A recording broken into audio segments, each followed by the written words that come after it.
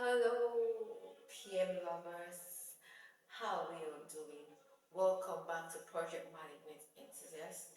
I am super excited to have us here today.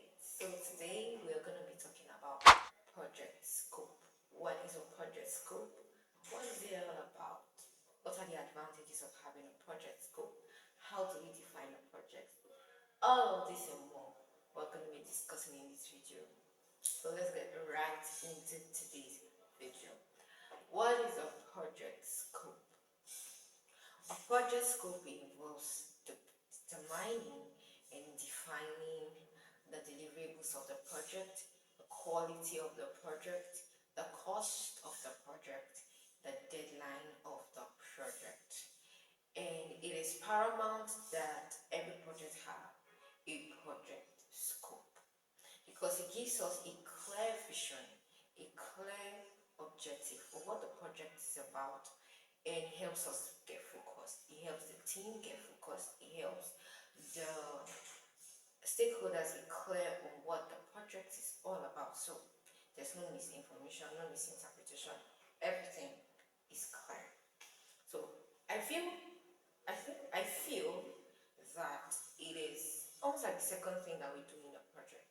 Yes, after the conception of the project idea, the next thing we should go for is the project scope.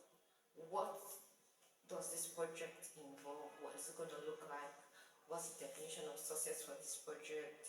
When are we looking at rounding up with this project? All of this, the process of documenting these elements of the project is what we call the scope statement.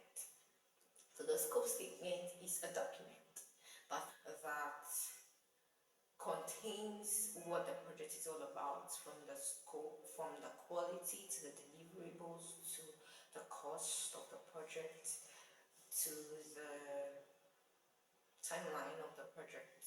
So what is a project scope gonna look like? Let's say we are managing a project, a building project that for a client.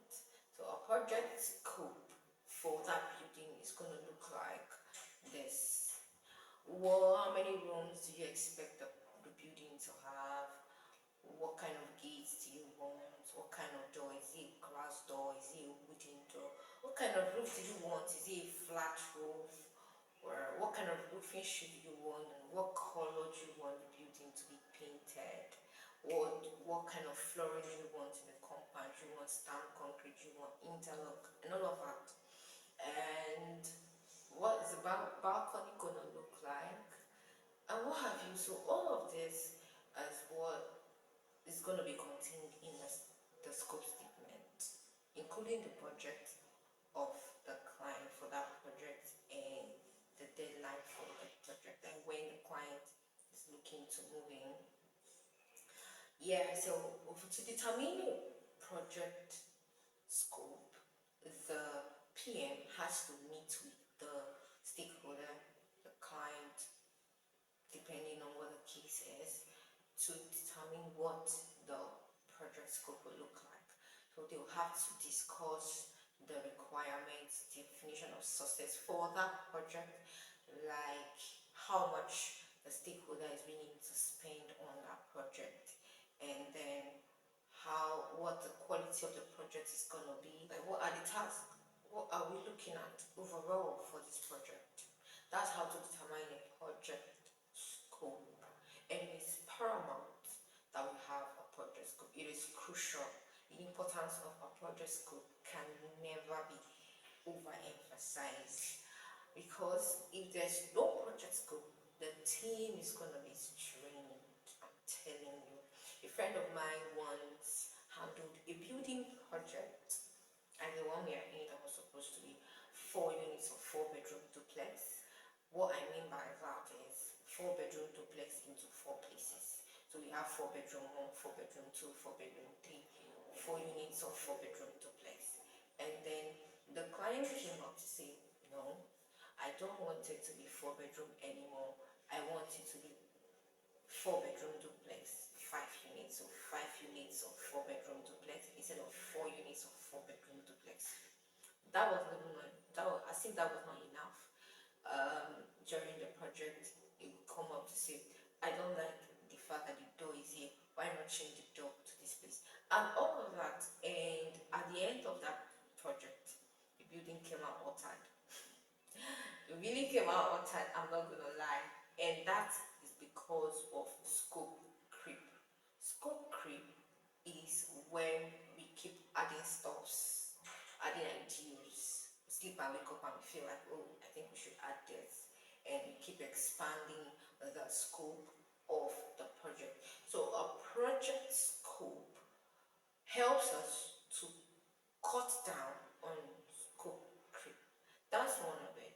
Number two is that it helps the team to be focused. It helps the team to be focused on a common goal. So everybody knows that this is what we are driving now. There's no confusion anywhere. We are all clear on what we hope to achieve. And then it also helps the stakeholders to be clear on what the project is about. Everybody's on the same page and nobody's confused, nobody's lost. It actually fosters effective communication because there's not going to be misinterpretation of anything. Everybody knows what the project is about.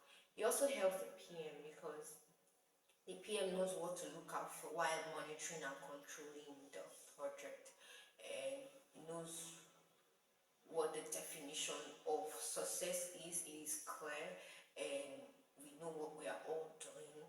We are not confused at any point at all. Those are the advantages of a project scope. But different methodologies of project management, the project scope approach will be different.